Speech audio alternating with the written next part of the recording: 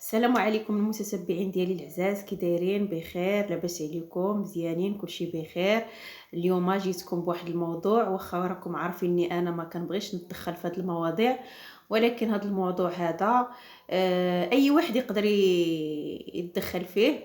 انتم غتشوفوا في العنوان على اختي الهام اللي طلقت هي وكريم.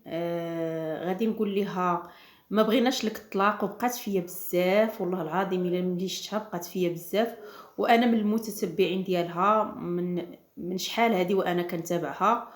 وصراحه كانوا كيعطيونا واحد الطاقه الايجابيه، كان واحد الكوبل زوين، ولكن قدر الله ما شاء فعل. يعني الانسان ما يقدرش يعرف من هنا لغدا شنو غادي يطرا.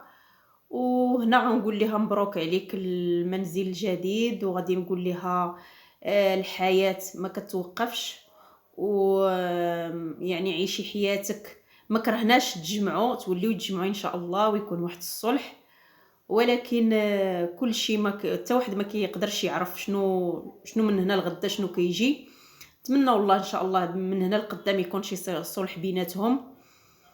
وغادي نقول لاختي الله يوفقك، والله يخلي لك البنوته ديالك، ويخلي لك الوالده ديالك اللي مسانداك. عاد تفرجت في الفيديو الام ديالها مساندها وواقفه جنبها، وهادو هما الامهات المغربيات الحرات اللي كيوقفوا مع البنيوتات ديالهم.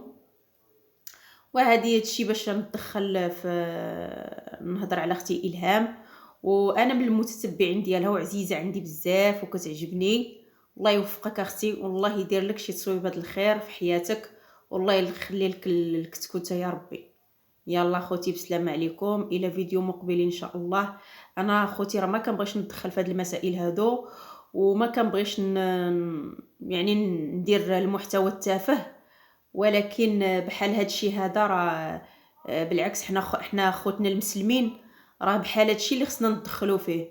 ماشي خصنا ندخلوا في شي حاجه تافهه ونبقاو نتعايروا ونبقاو شي الفاظ كنخرجوا شي الفاظ. والله يهدي ما خلق وصافي. بحال هادو انا غادي نبقى نتدخل فيهم، شي حاجه اخرى ما ندخلش في القناه ديالي، ما نهضرش على شي حاجه تافهه. المهم اخوتي العزاز بسلام عليكم، الى فيديو مقبل ان شاء الله.